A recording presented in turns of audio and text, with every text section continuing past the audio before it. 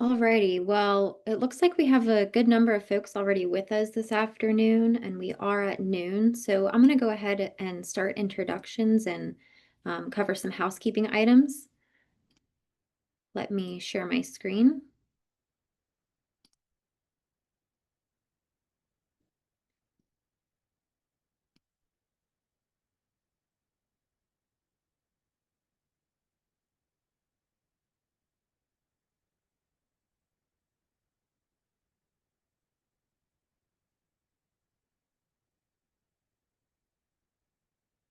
Alrighty.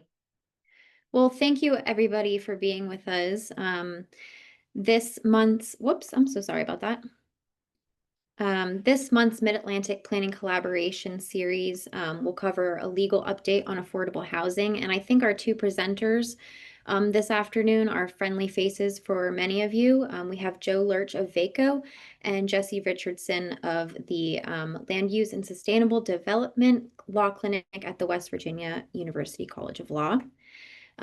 So we have some CM information listed here. I'll also put it in the chat momentarily, but this is certified for 1 mandatory law credit.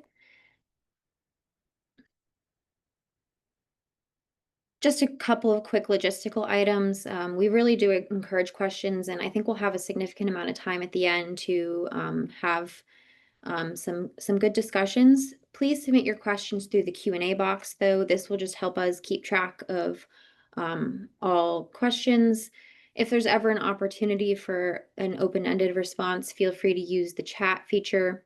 And you can also use the raise hand feature to request to be unmuted during the formal Q&A at the end, in which case I would provide you with the ability to speak with our speakers.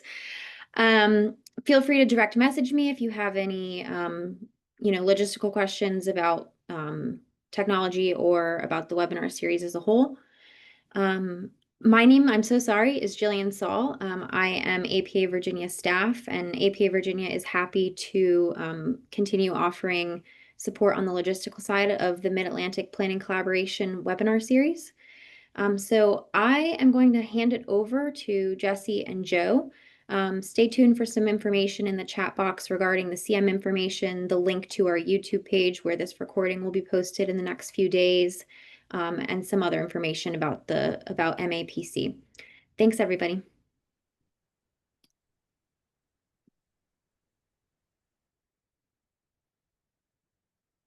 Good afternoon, everybody, and thanks for joining us today to talk about a really important topic of affordable housing and some legal issues on affordable housing. First, the obligatory, this is not legal advice. So this is educational. You should consult with your local government attorney. I'm going to talk about some recent Fair Housing Act and Americans with Disabilities Act cases, and some recent sober house cases that are out there. And then Joe is going to talk about some legislative activity in Virginia. Even though he's focusing on Virginia, I think a lot of this legislation is happening across the country.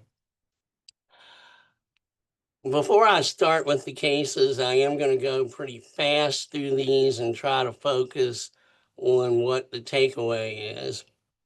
But Jillian is going to provide everybody with a copy of the slides so you can look a little more in depth. All of the cases that I'm going to talk about today are being decided, and I shouldn't say decided, they are at the preliminary stage.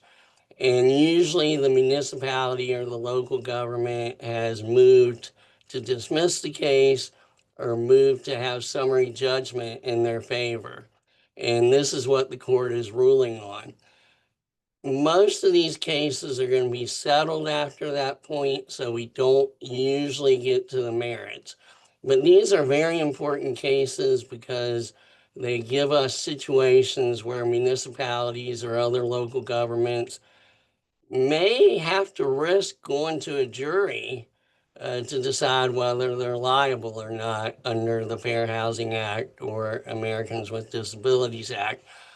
Most local governments don't want to take it to a jury, so we don't see a lot of final decisions. The first case involves the city of Chicago and their affordable housing program. And there was an ADA case and a Rehabilitation Act cause of action brought against the city, alleging that the affordable housing program discriminates against people with disabilities. The city first responded by saying that we just provide funding and tax credits. We don't actually build the houses. And so it's not our service program or activity. It's the developers that are doing this. And the court said, not really. Um, the city has a contractual and regulatory obligation to ensure that the affordable housing complies with federal accessibility laws. So a jury might find that this is a service program or activity of the city. Similarly, the city, under the Fair Housing Act, the question was, is the city a central participant? And again, the court rejected this notion that since the city provides funding and things of that nature and does not build the houses, that they can't be a central participant. And very fascinating in this case, I think, especially for the people here today, is that the court analogized liability under the Fair Housing Act to liability for discriminatory denial of a zoning permit. And the court said, well, the city doesn't build the houses there, but they're issuing zoning permits and they're liable. And it's similar under the FHA. So this is something that local governments need to be really careful about. Um, the next case, Brown versus Town of Scarborough, is in the state of Maine, and it involves a Comfort Inn and Suites that was providing lodging for a lot of low income or actually homeless people, no income people, um, using benefits under the Emergency Rental Assistance Program. And the town had a process of issuing permits for innkeepers. And generally, the first time you apply for a permit, you have a public hearing. After that, they're routinely approved. But for the Comfort Inn, the town had a special process and required a public hearing after that. Um, there were a lot of safety concerns expressed. Um, at community meetings, the residents expressed concerns and made statements that reflected stereotypes about race and low income people. What ended up happening is Comfort Inn said, I'll kick out all these ERA funded tenants and we won't accept any of them anymore. And based on that condition, the town said, yes, we'll reissue your permit. The fact that there weren't very many affordable housing options in the area meant that these people were still homeless.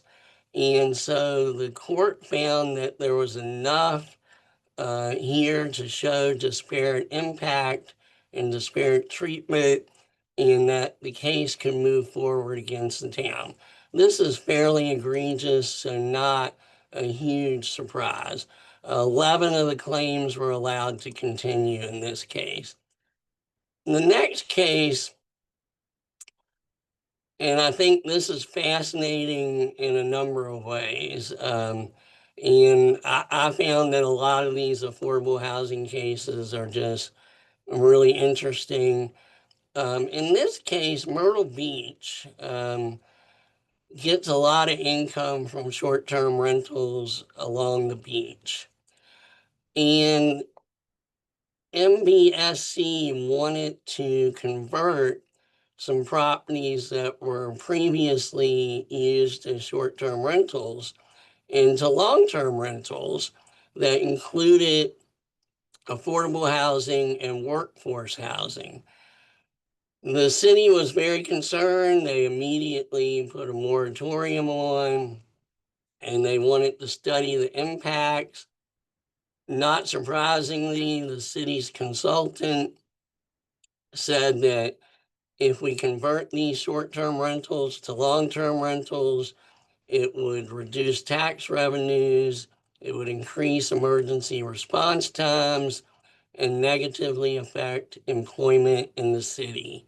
Um, so they adopted an overlay that prohibited conversion of any building with more than 2 units if it had been used for short-term rentals or a hotel for a certain time period. And they base this on the economic vitality of the city. MBSC filed suit saying that the overlay conflicts with the comprehensive plan, restricts affordable housing, and discriminates based on the Fair Housing Act. The court said, yeah, those allegations are plausible, and allegations of intentional discrimination and disparate impact are valid, and the city can come to the jury and maybe show, here's what the city has to show. The city has to show that the overlay serves legitimate public interest and that no less discriminatory alternatives exist. I think the kind of reading between the lines, the court is saying you're going to have a hard time showing that. But if you would like to do that, come on ahead and try. So the interplay between short-term rentals and affordable housing in a way that we maybe haven't seen before. Now, I wanted to make sure that I had at least one case where the local government won, and that's Oliver versus Etna Township. This is a really important case for land use planners and for local governments, and I'll talk to you about why that is. In this case, the township denied a rezoning application and an application for a use variance to develop a multifamily development on property zoned for general business. A lawsuit was brought for violation of the Fair Housing Act, due process, and equal protection, along with regulatory takings, and the town filed a motion for summary judgment. So the court looks a lot at the comprehensive plan. So that should make most of the people at this webinar pretty happy at this point. The town had experienced a lot of development of e-commerce fulfillment centers, and so they looked at the comprehensive plan, they updated it in 2011, and the vision statement talked about maintaining the rural history. Multifamily housing was a hot topic of debate when they were updating the comprehensive plan. And the comp plan identifies some areas on the west side of the township for multifamily development. But now in this, I wouldn't really recommend it. There's no districts in the township that allow multifamily of right, but there are some that allow them in special districts. This particular property is surrounded by single-family development. Multifamily is not allowed. The lawsuit says that removing multifamily residential has a disproportionate impact on racial minorities. Again, the court looked at the comprehensive plan, and even though the comprehensive plan had some language in it that I would try to avoid with respect to multifamily residential, the court said that's not great language, but it's not enough to show discriminatory intent. They applied the lower scrutiny and said that summary judgment for the city or for the township was appropriate here. Great that they relied a lot on the comprehensive plan. The city of Costa Mesa actually prevailed in this next lawsuit as well. Operator of a sober home, so I'm moving a little bit toward sober home, that challenge zoning laws that require group living facilities be separated by at least 650 feet, said that that was discriminatory against people with disabilities. The lower court granted the city's motion for summary judgment. The Ninth Circuit of Appeals affirmed it. And in this case, it was a little unusual because that 650-foot separation actually is preferential toward group homes. There are greater separations for other types in other districts. And the operator of the group home failed to show an adverse impact. The city's reasonable accommodation ordinance was consistent with the Fair Housing Act. And so the Ohio House had said that homeless people or disabled people should be able to pick the residence of their choice as opposed to a residence where the city says where it's located. And the court said that might be important if we had an individual person filing the lawsuit, but this is a group home operator. And so that doesn't have as much force here. This is yet, I keep saying this is an interesting case, sorry, but this is fascinating. In this case, we had a village in Ohio and their solicitor or local government attorney who was very opposed to group homes.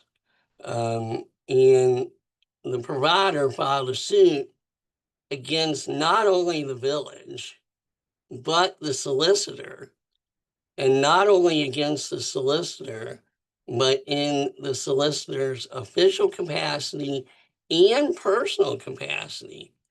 The village had concerns about recovery houses, no doubt about it. The solicitor kind of took the lead in this and made comments like recovery providers are fraudulent and or profit driven, recovering housing recovery housing drives down property values, things of that nature. He had his own Facebook page called Larry's County. It's not your county, it's Larry's County. And the Facebook page would post memes and comments denigrating recovery homes. And the village passed an ordinance that, number one, it defined family very strictly, had a lot of requirements on recovery homes, regular inspections. The penalties were misdemeanor conviction and $1,000 fine. They put a 1-year moratorium on group residential homes. And gosh, and I see this all too often. The council members made discriminatory comments during public meetings. Why would you do that? That makes no sense. The court allows most of the claims to go forward and says that the plaintiffs have adequately alleged that the village's ordinances were intentionally discriminatory, and they state a claim against the village and the solicitor for retaliation in violation of the Fair Housing Act. So to allow the lawsuit to go forward against the solicitor individually is huge. And so lawyers out there, be careful.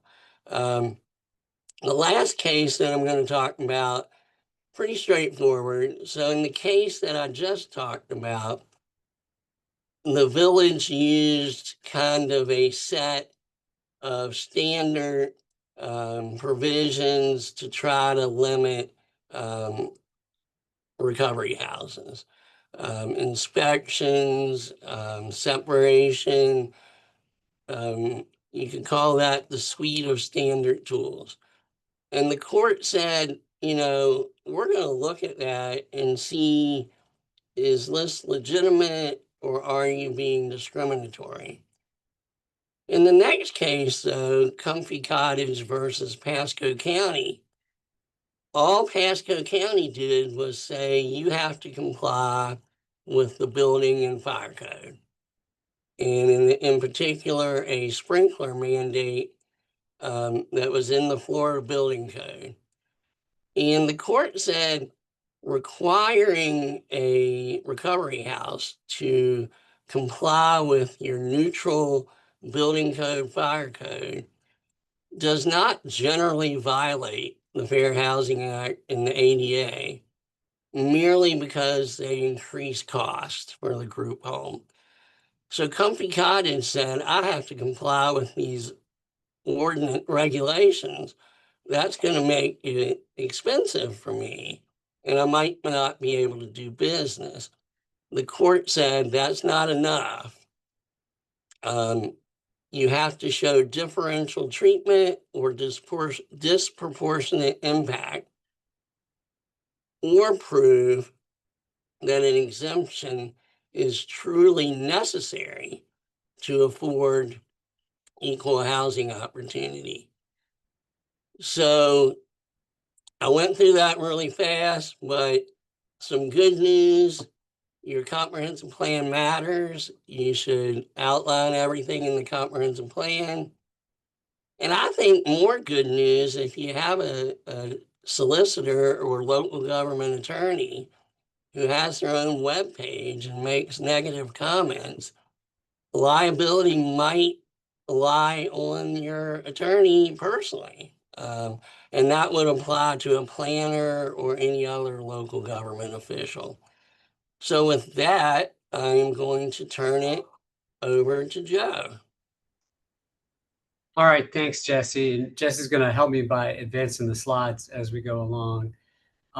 So what I want to state at the outset is, I'm going to be giving the Virginia experience, but I hope it translates to whatever state that you're working in, or if you're working in multiple states. And I'm really going to focus on just the actions of this past General Assembly, but provide some context as it is looking back and looking forward. So the first two bills that are on here that passed in the General Assembly this past year, dealing with housing and really kind of looking at affordable housing, these bills didn't start out the way that you see them here. As any legislative process, you have an introduced bill that can change a lot along the way. And in fact, these bills have kind of a legislative history that even goes back to before they were introduced, back a couple of years. So the first one I'll deal with is House Bill 2153. And this is directing the Department of Housing and Community Development. So it's not necessarily written into code. It's kind of what we call a Section 1 bill, where it's telling the General Assembly is instructing something to be done. And what they're asking them to do is develop a document that could be used by localities on options for waivers, requirements, zoning plans, other incentives that a locality can consider when implementing an ordinance to stimulate affordable housing. And specifically including strategies on properties owned by a property tax exempt nonprofit organization. actually, the way the bill started out, it was actually had to do with faith in housing. It was more focused on faith-based organizations, and it had things on the comprehensive plan and faith in housing in the approval process. It did include, some state help in developing, local housing ordinance related to faith-based organizations. And it was really more of a permissive thing. And actually, this was an outgrowth of the Virginia Housing Commission, which is a legislative arm of the body that meets off session. And it was from a previous year where there were bills that would have made religious organizations, given them certain by right capabilities if they were doing affordable housing. The bill, as it came through the process, ended up in this form. It was kind of whittled down, and it was really trying to not make a distinction between different property tax exempt organizations, singling out faith-based. It was saying, any property tax exempt nonprofit organization. The work group that DHCD is putting together, which I serve on, we're actually having our first meeting tomorrow. We're starting a little later than usual on some of these work groups, but it's been a really busy off season here, with a lot of the work that the General Assembly has asked a lot of partners to do. One thing I'll note about this bill is, obviously this comes from a standpoint, and what we're seeing in many of your localities and in your states is you have a lot of faith-based organizations that are sitting on unused or underutilized property. And they see the need for addressing affordable housing. And so how could they convert that property into affordable housing? And I think what they're running into is not only the approval process, but the cost, those soft costs of hiring an engineer, hiring an architect, hiring a lawyer to get you through the process.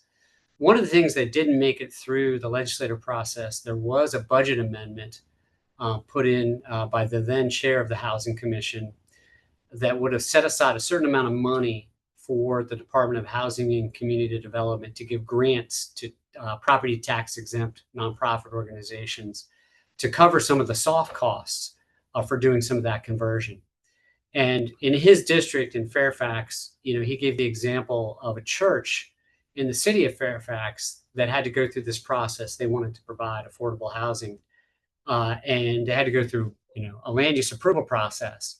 And it cost them about $100,000 pro bono from an attorney that was giving it for free, but he or she calculated their cost. So the idea here was maybe to stimulate this by providing some grant assistance. And that might be something that we'll see in a future session. The second bill I wanted to highlight, House Bill 2533, and this comes, it's accessory dwelling units. It also includes tiny homes. And it permits a locality to have designated areas of these within their adopted comprehensive plan. I think that, as a part of this, discussion, what we're hearing a lot is that ADUs can be part of the solution for affordable dwelling and providing more housing. Legislation we've seen in past years, and why this got sent to the Housing Commission, kind of came out in this area, was basically to mandate that a locality provide them as a by right use. When the Housing Commission met in the off season before the 2025 session, they did a lot of digging in. They saw what a lot of localities were doing. Across wide swaths of Virginia, they were already permitting these as a by right use, but not in a blanket wide way across jurisdictions. They're really kind of site and context sensitive.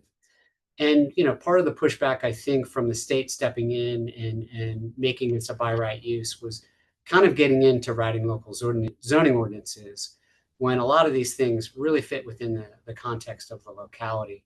So this is what they came up with.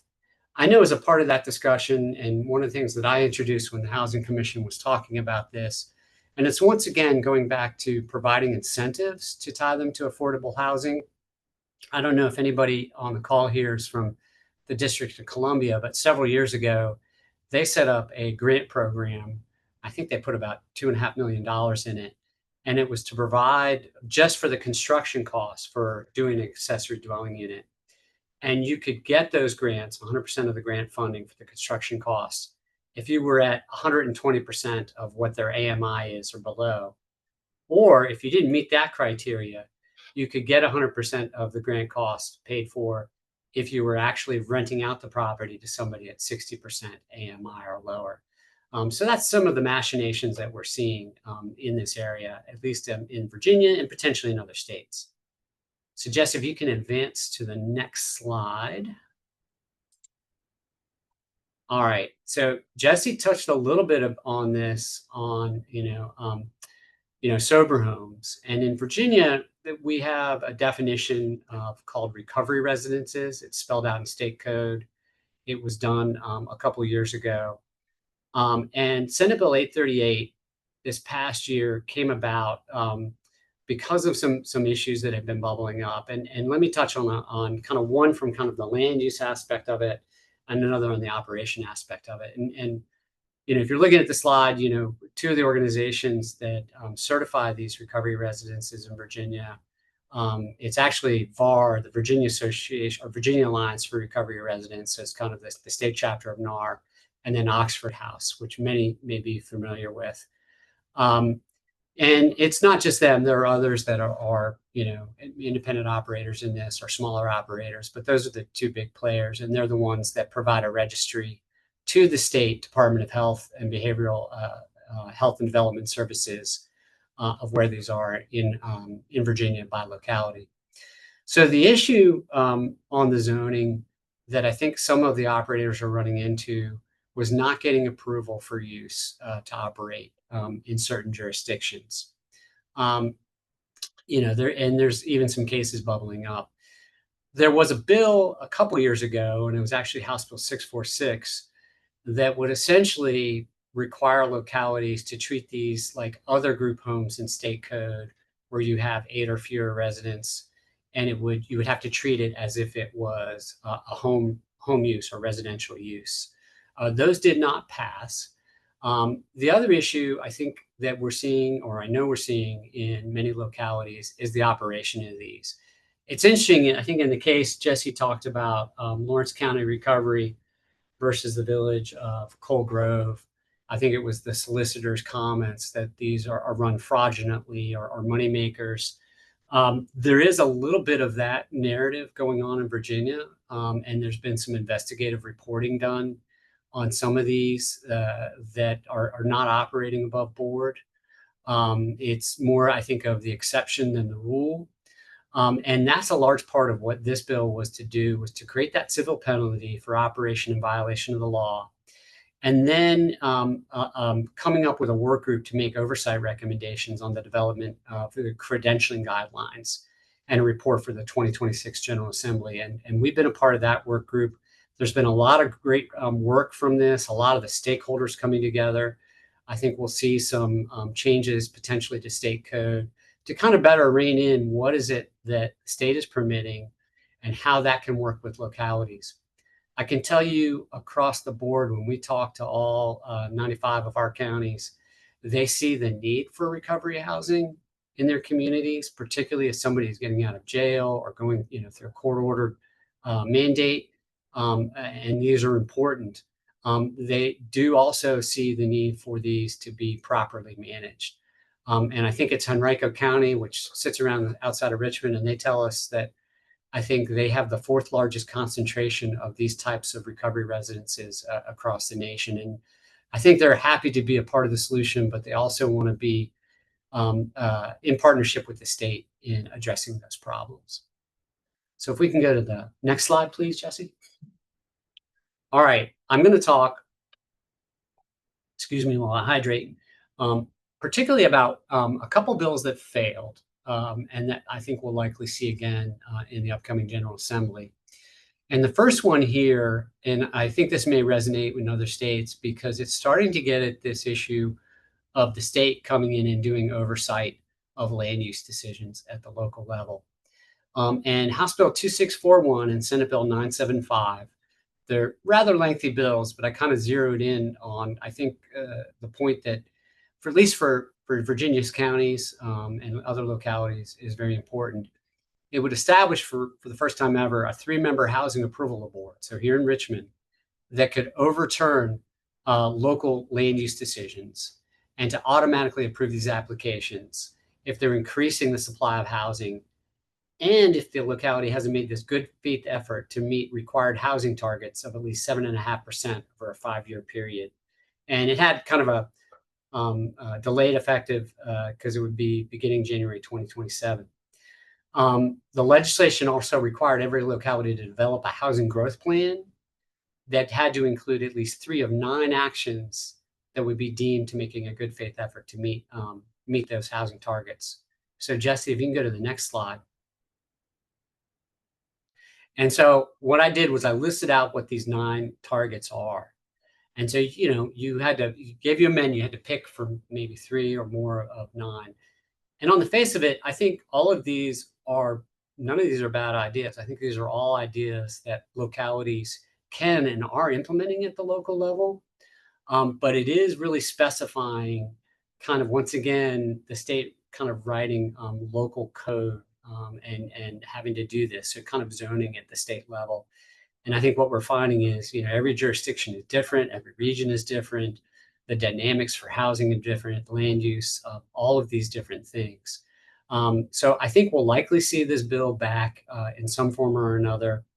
I didn't put bills in there, but there's been others in previous years that have are making a move to say that if you're commercial or industrial zoned, that multifamily housing would be a by right use, to try to get at that kind of combined zoning use or multi-use. I think a lot of our localities are doing that, but once again, it's that problem of the state stepping in and kind of doing a one size fits all. And once again, every jurisdiction and every region within a jurisdiction is different. And obviously, when it comes to housing, infrastructure is really important. Do you have the water, the sewer, the roads? Do you have the other infrastructure that can meet these mandates for additional density or different additional units? Jesse, if you can go to the next slide. So this is an interesting bill, and it failed this year and it failed last year, and both times it was vetoed by the governor. But currently, there's 7 localities in Virginia, mostly in Northern Virginia, with the exception of the city of Charlottesville, that have this broad latitude to develop what are known as affordable dwelling unit ordinances, which sometimes are also called ADUs. So it can be a little confusing in state code or in local ordinance. But it allows them to provide this carrot to developers, where if they can develop affordable housing units and they choose this option, it allows them to get additional density to do other maybe market rate units to develop these and help pay for this. We're kind of in the beginning of stages of seeing this happen in Northern Virginia. We're seeing in some of the Northern Virginia localities that developers have taken advantage of this. It's had some success. Part of the way that this bill was written is making this statewide, and then it's also laying out, measures for localities and tools for localities to develop this program. And a large part of that is sitting down with the stakeholders at your local level. It could be the home builders, it could be the housing advocates, it could be the communities. What is it that would work in your community? So once again, not a one size fits all, but allowing localities to do this going forward. And I think we'll likely see that legislation in the next session. And Jesse, if you can go to the next slide. So I think I'm going to end it on this slide. In fact, I know I do have to end it on this one because this is our last slide, and talk a little bit about what we think we will see in the upcoming session. And I think things that we're probably going to see across the Mid-Atlantic region. Obviously, the failed legislation from last year that I talked about. Another one interesting that we saw, and I've just seen it in the news clippings, is a delegate from down in Newport News area. And I just read the headlines. I haven't even gone into the details of this, but it would be a bill that would eliminate parking minimums that localities could institute. I do know in localities, in certain areas, I know here in downtown Richmond, they've eliminated parking minimums for certain development, more along the commercial space. But it has an interesting element. I would argue that, maybe localities should be looking at parking maximums. In other words, limiting the amount of parking that's actually necessary. Because sometimes I think you'll see overdevelopment of parking that can take up usable space, particularly maybe in more of the commercial area. The third bullet here is YIGBY, yes, in God's backyard. I think I know we're seeing a national movement on this. And I think we'll see more legislation. And we've already seen some drafts that would once again look at making this a by right use. I think we're also, though, going to see some bills that are going to focus in on working with localities, not necessarily making it a by right use, but how can localities and nonprofits, whether they be religious organizations, but they're sitting on underutilized real estate, how can they work together to addressing this problem? I'd also say too, for many of these groups, and particularly for religious organizations, there is a focus on affordable housing, but there could be maybe a broader discussion with some of this underutilized property within a jurisdiction. Maybe affordable housing is not the need in that area or in that district. Maybe it's some other use that has beneficial to the community. Maybe it's daycare housing. Maybe it's other uses that could be important. So I think we'll see that. The fourth bullet, housing infrastructure grants. I think we're going to see potentially some of this moving forward. There's a recognition, not just in our urban and suburban areas where there's a real crunch on real estate, particularly in the pricing, but in rural areas. The infrastructure needed to kind of bring down those capital costs so that home builders and developers can be motivated, not only affordable housing, but housing in the mid-range, kind of what they call the missing middle. I can give one story because I know he shared it, is deputy county administrator in Franklin County, which sits on Smith Mountain Lake, which is a nice residential second home area. And the home builders there are making a living just on building those types of large, thousands of square feet home on the lake. And they do a couple of those a year. But there's no motivation for them to do maybe some of the smaller missing middle, more numerous ones because of the cost of doing those, and the return on investment isn't there. So maybe we could buy down some of those infrastructure with grants to localities and developers to do that.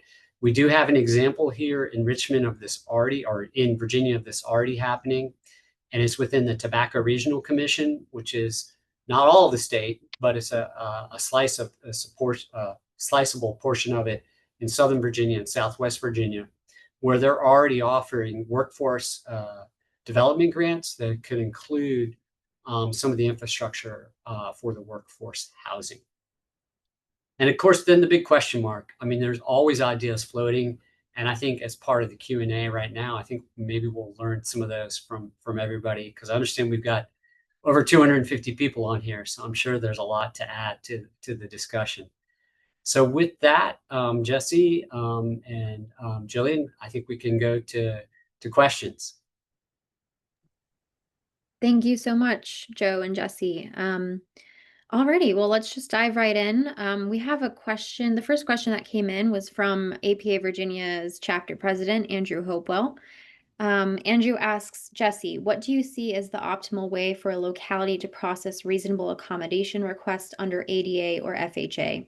You had mentioned a, quote, reasonable accommodation ordinance, and I know that some localities along modifications through, he might have meant to say allow modifications through a conditional use permit or variance to the BZA, but these often have additional costs associated with them. Is it permissible to have these additional costs associated with a reasonable accommodation request, or would it need to be free and performed in a different manner, i.e., a reasonable accommodation ordinance process? Thanks. Oh, that is a great question, Andrew. And I've struggled with this as well, because I think the reasonable accommodation process really doesn't fit zoning very well. And a lot of communities have used the variance process, but and now you're gonna see me on my soapbox now, because a variance should not be granted based on the individual characteristics of the landowner.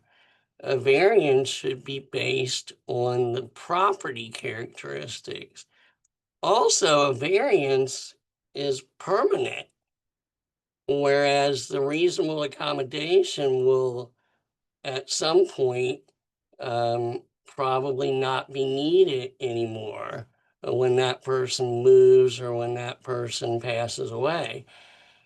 Conditional use permit, again, that should be based on the characteristics of the property, not on the characteristics of the individual person on that property. So there's not an existing land use tool that works very well. I will say that I've done a little research on this, and New Hampshire, I believe, and one other state have modified their variance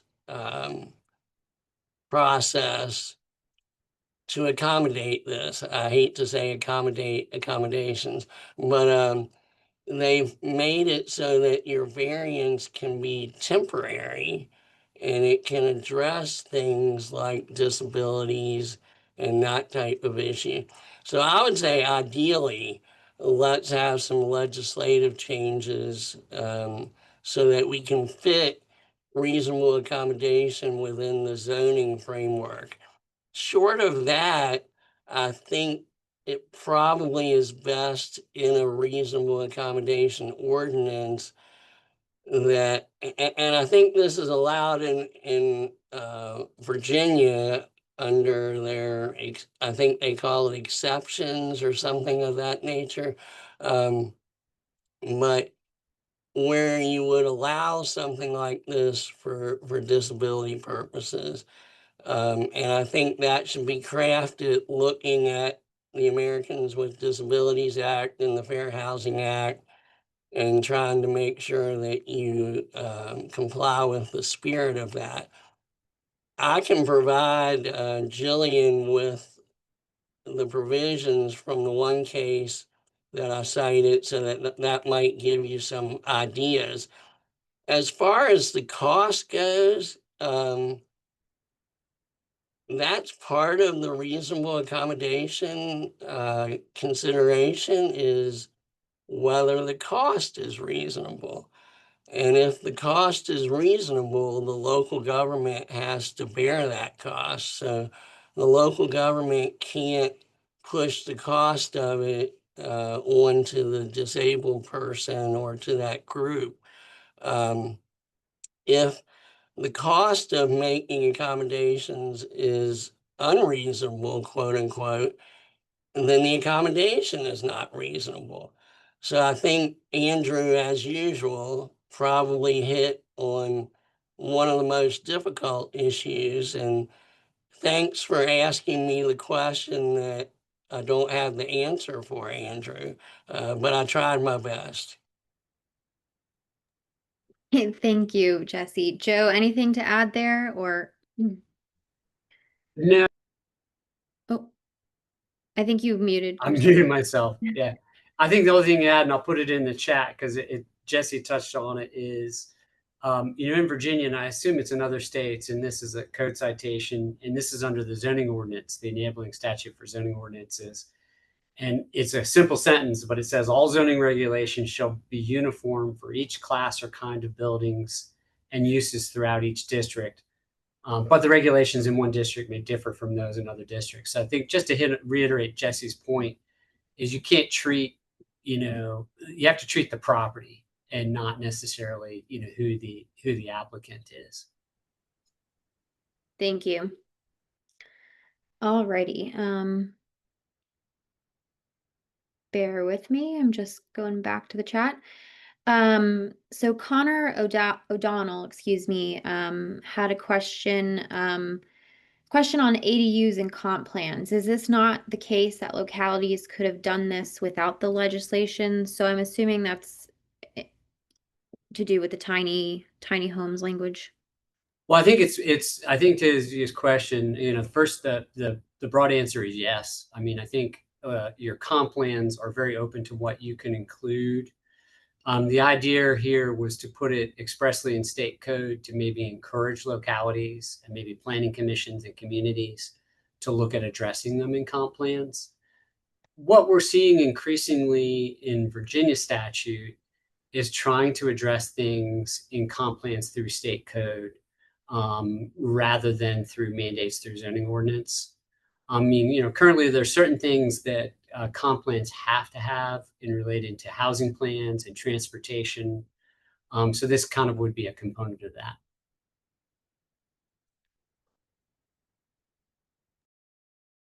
Thank you. Alrighty. Brandy Collins asks, hello. Do you have any intel or updates on rent stabilization, right to counsel, and elimination of maintenance fees for renters? What I can tell you, and we don't, at least for VACO, we don't follow those bills as closely, but I do know they're probably all coming back in one form or another. There might be others in the call, housing advocates, and particularly, those looking at affordable housing and protecting those that might be impacted by this. They might have some updates on whether they're coming back, but I expect them to. Alrighty. Mark McCaskill asks, or perhaps this might just be a comment. Other localities can choose between COV, and forgive me, I'm not a planner by trade, so if the abbreviation is not spelled out this way, forgive me. Code of Virginia, excuse me. 15.2 2305 or Code of Virginia 15.2 2305.1. However, those two are not as flexible as 15.2 to 2304. That is available to the 7 jurisdictions mentioned on the slide. Yeah, no, I think Mark makes a good point, so technically you do have this ability in those other code sections, but they're definitely not as flexible. I don't know if localities, there might be one or two that may have gone that route on those that can't avail themselves of 2304, but kind of 2304 is kind of the gold standard.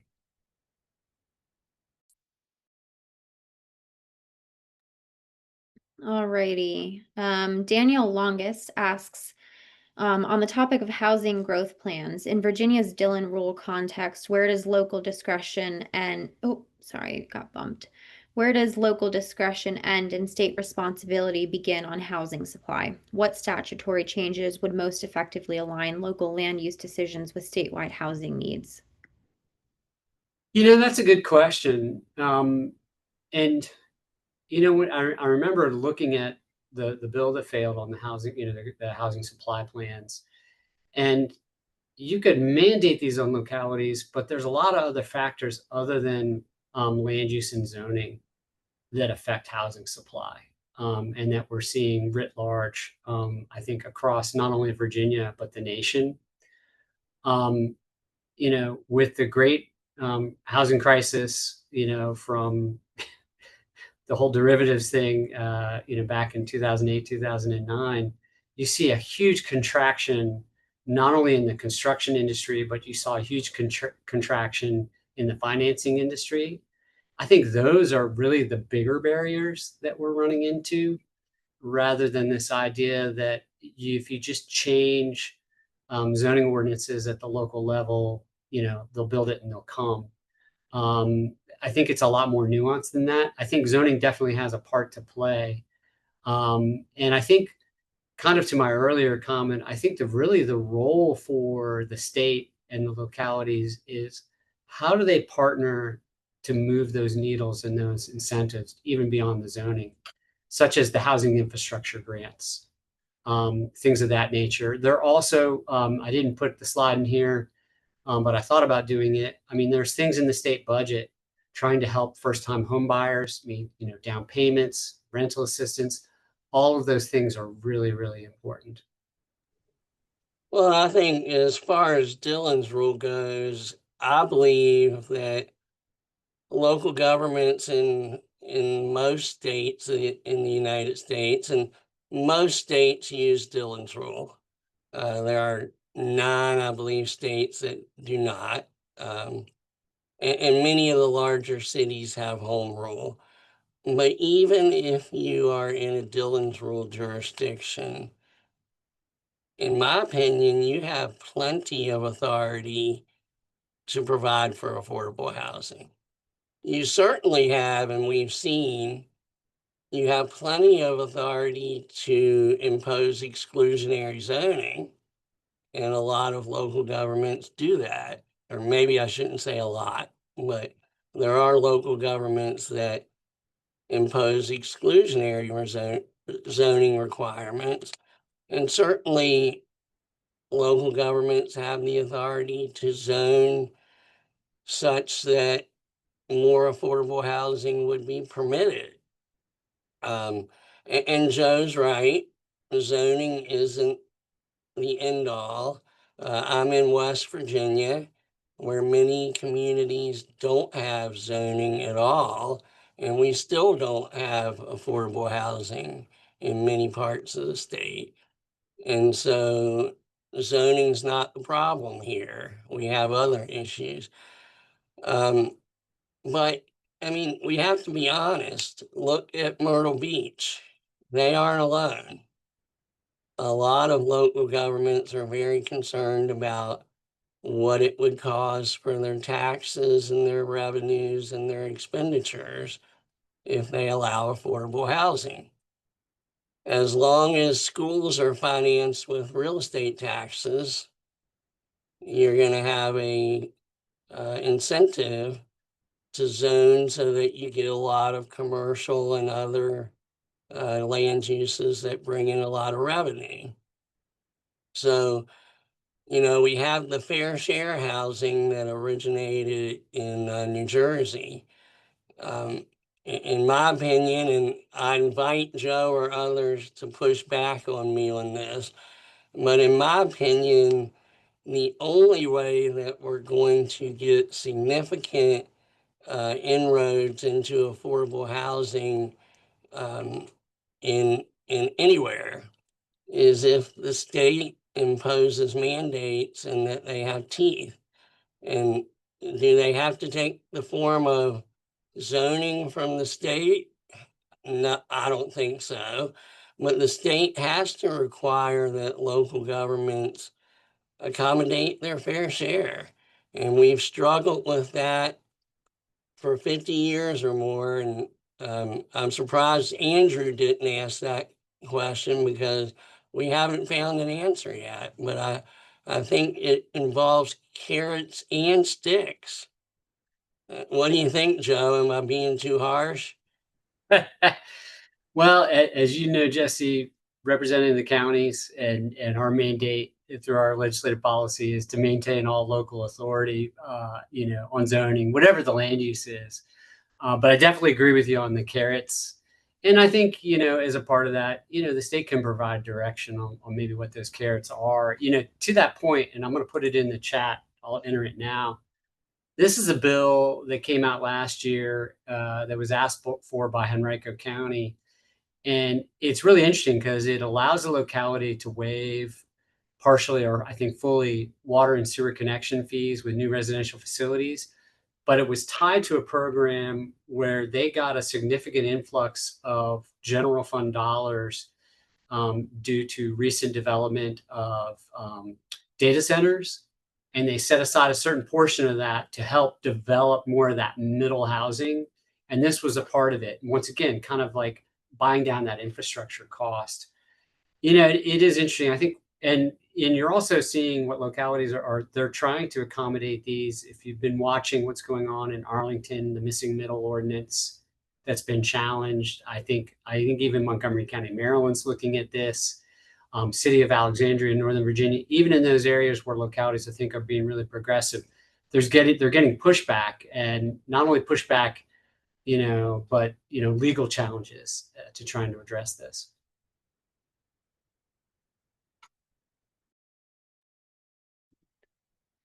Alrighty, a question from Greg Zodi, forgive me if I'm getting any names pronounced incorrectly. Regarding ADUs, presuming that ADU would be located on the same parcel, how would that affect selling either the principal structure or the ADU? It seems problematic. Yes, Greg, I would agree that that's one of the problems. You know, I'll tell an interesting story. I live here in the city of Richmond, where ADUs are now by right. And I was coming out my front door, and a neighbor down the street I knew well said, "Hey, Joe, I want to talk to you about ADUs." I was like surprised that she knew that I knew something about it, but I guess my name came up in a news clipping. And what's really interesting is they sit on a lot at the end of the street. It's kind of irregularly shaped, but it has a lot of land. And they said, "Hey, maybe we can make this, put another unit here, an accessory dwelling unit. It could help, make it affordable." But in doing their research, and it kind of talked about what I said earlier, the cost of doing this, they couldn't even do a HELOC to cover the cost. And even if they could get it built, they'd have to offer it at a market rate to pay down that cost. But Greg, I think you're onto something there. Is how do you separate these as assets? And how do you build that wealth? And not only that, how do you separate the water and the sewer on that? One thing I will say that Virginia did through their building code, and this is more of the internal ADU, is they updated the building code to provide some incentives. Because previously you couldn't share HVAC with internal units, new internal units, but now you can. And I think it reduced the firewall separation from like 3 hours to 1 hour. So those are some of the solutions. But I think Greg brings up a unique problem.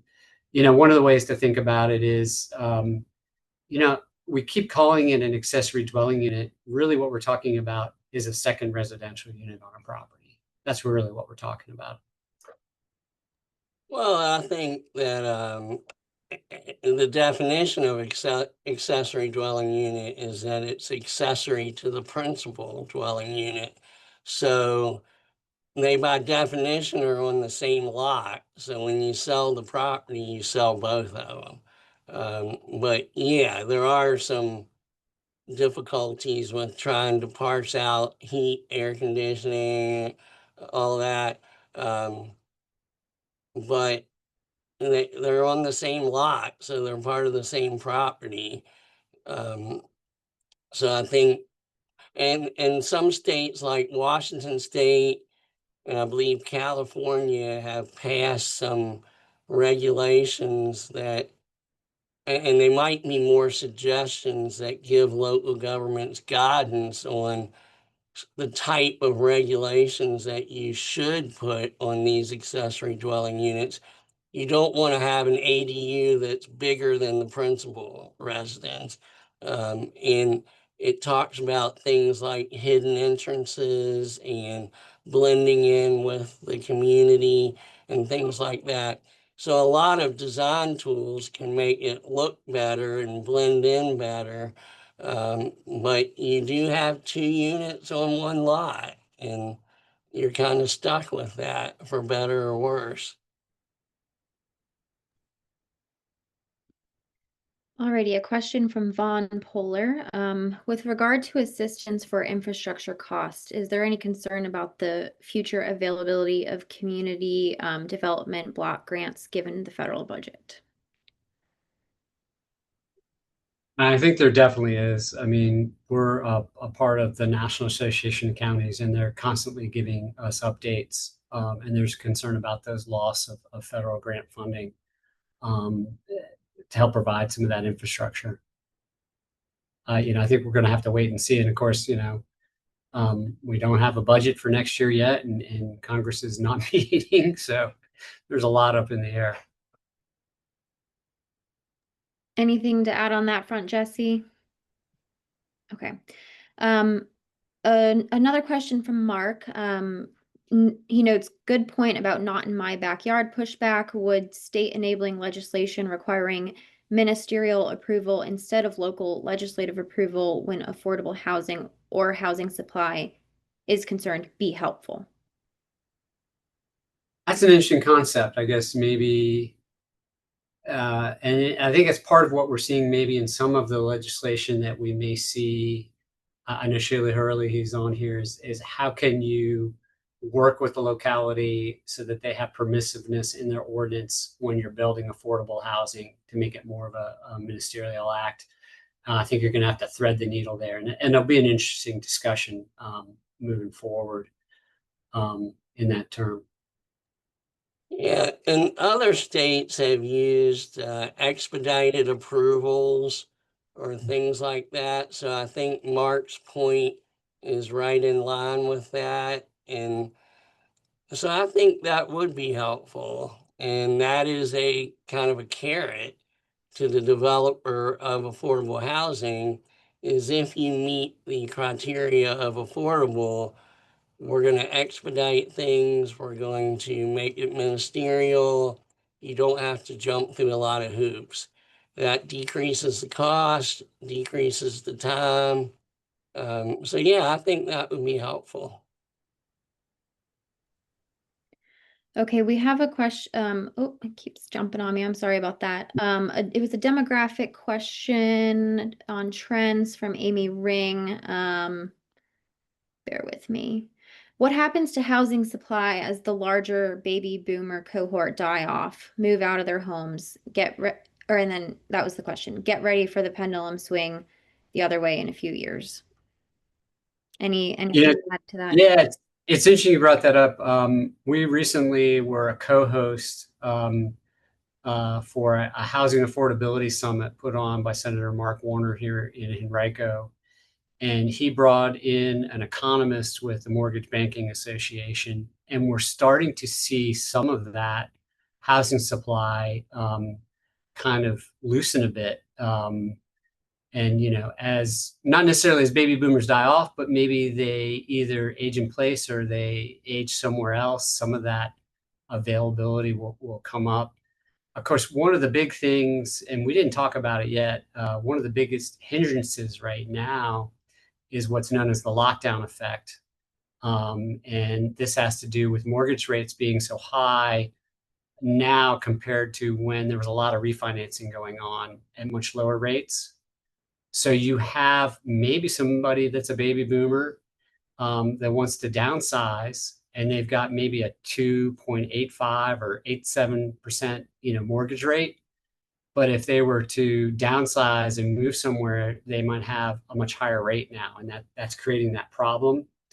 One interesting idea I saw in a discussion on a podcast that the Maryland Association of Counties did with a couple of researchers and professors at Vanderbilt was maybe this idea of rethinking mortgages and maybe making mortgage rates portable. There's nothing to say that you couldn't. Could that maybe solve some of the problem? I don't know what the mortgage banking industry would think of that idea, but at least thinking outside the box, like how can we unlock this? And maybe that might be part of the solution. But I think, yeah, Amy's definitely onto something there. I think we're gonna see some transitions in who's acquiring housing and where they're acquiring housing and how they're doing things. I'm not sure though that the baby boomer effect might be counterbalanced by what we're seeing today. What I see a lot of is a young person or even a middle-aged person doesn't have a chance in the housing market because people are spending cash. So many buyers now spend cash, and a lot of those are buying the properties for short-term rentals. I'm surprised nobody's brought up short-term rentals yet because, I mean, the Myrtle Beach situation is fascinating, but what we see more often is just the market operating where people are, corporations and the like are purchasing massive numbers of homes with cash and converting them to short-term rentals. Um, it's happening in a lot of parts of West Virginia, and it's happening in large cities. So that might balance itself out. I don't know. Yeah, Jesse, I'm glad you brought up the issue of short-term rentals because even though we didn't have legislation this past year in Virginia, I think Maryland had some last year, but we had it a couple of years ago where Airbnb brings in legislation to apply it to localities, and they bring it at the state level. And one of the bills they had from a couple of years ago here in Virginia, and Virginia is unique in that localities still have authority on whether they approve short-term rentals or not, and they can do it through a local ordinance and a registry. And it's a way for them to kind of fine tune their ordinance at the local level. And they're going to be different in every locality based on their needs and the role that short-term rentals fit within a community, because they can provide some benefit, particularly in, say, some vacation communities where you may not have the hotels and it's seasonal. But the bill the way it was originally written, it said that you could not, if you allowed for short-term rentals, you could not prohibit a short-term rental permit solely because the person was a leaser of the property. And we kind of looked into that bill and we got it amended to say that a locality could, under that, they could write the ordinance to say that it would only be applicable to one leaser in that jurisdiction. And what we were trying to get at is this thing called Airbnb arbitrage. And you can look it up on YouTube, and you too can be an Airbnb millionaire. And it's this idea that you could acquire multiple properties through lease and then lease those out as short-term rentals. And the depressing effect that could have on the actual rental market on an annual basis in a locality, I think we're seeing it. I know anecdotally we're seeing it, but I don't know if anybody's done some deep dive research on it to see what that effect might be.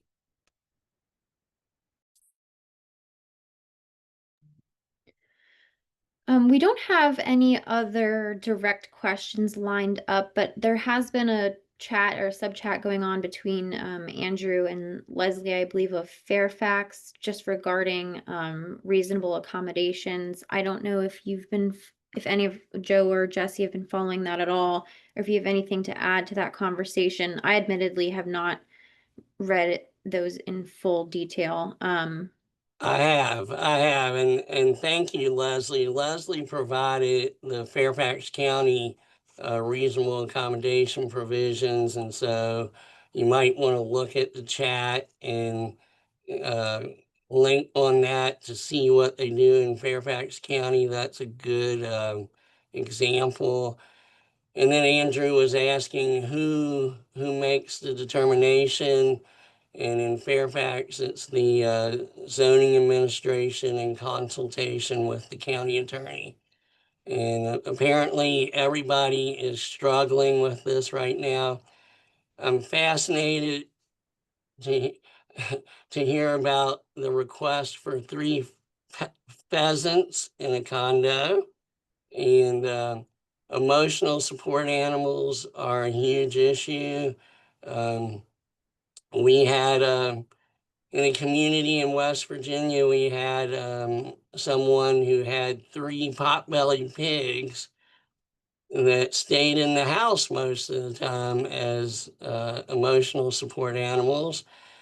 The biggest one weighed about 300 pounds, and I think the smallest one was about 180. So very interesting.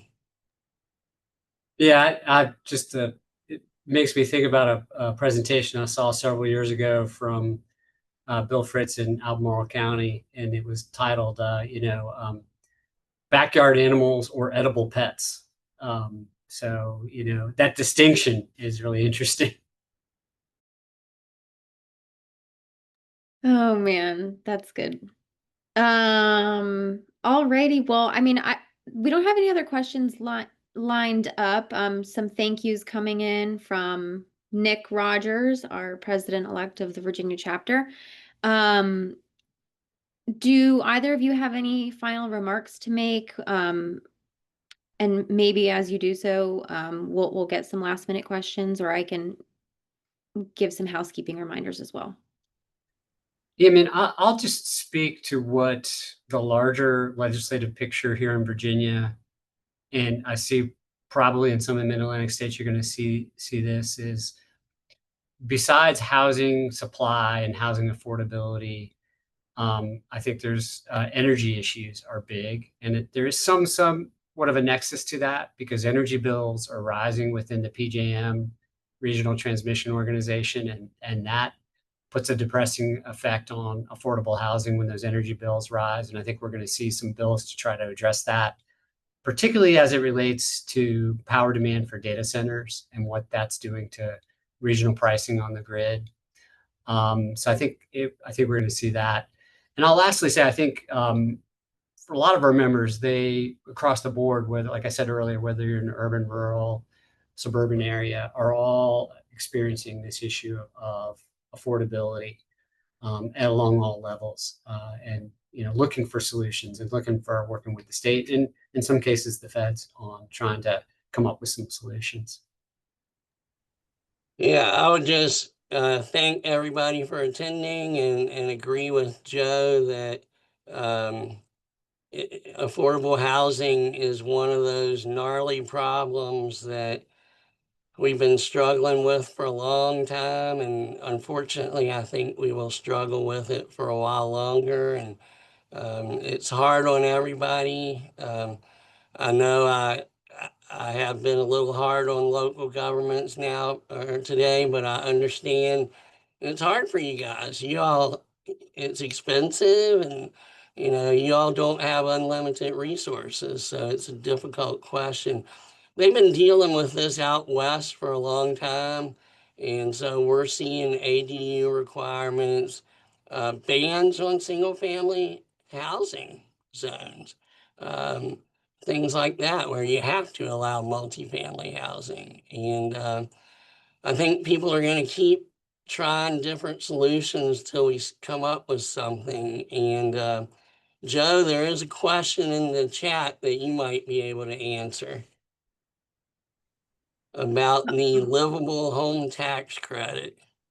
I saw that and I'm looking it up right now. 581339. Let's see.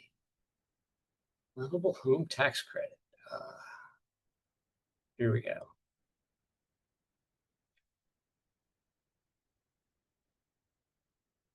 I might have to answer that one off line. 339. Oh, livable home tax credit. Oh, interesting. Yeah, on the fly, I don't know if I can answer that question, but I'll get back to the questioner. And I think you're going to have my email and maybe Jesse's. So if you have any follow-up questions, be glad to answer them. And appreciate everybody's time and attendance today. We actually do have one more question about Reggie from Von Polar. Has there been any resolution to the case involving the governor removing Virginia from Reggie? Those funds have been channeled to providing more energy efficient, affordable housing projects. I don't have the latest update. Maybe Jesse does. I will say that there were some machinations in the state budget. So the governor had taken some of those monies from Reggie in the introduced budget because he'd gotten the state out of Reggie, and so those had been zeroed out. But then the General Assembly put those back in as general fund dollars for those programs, which are really important. If I think if there's a change in party in the governor's mansion and the House remains in control of the Democratic legislature, I think we may see a rejoining to Reggie, and then maybe that could come back. But I don't know where that case is. I don't know if Jesse does. I think it's still muddling along. Alrighty, well, thank you so much, Joe and Jesse, for sharing your knowledge and expertise with us. I know everybody appreciates it, and as attendees, as they mentioned, they're happy to be a resource. And we'll be sending out a follow-up e-blast to all attendees, which will include the webinar recording, the presentation slide deck, and their contacts as well. But thank you so much for being with us this afternoon, and feel free to reach out to APA Virginia if you have any questions about the Mid-Atlantic series. Thanks, folks.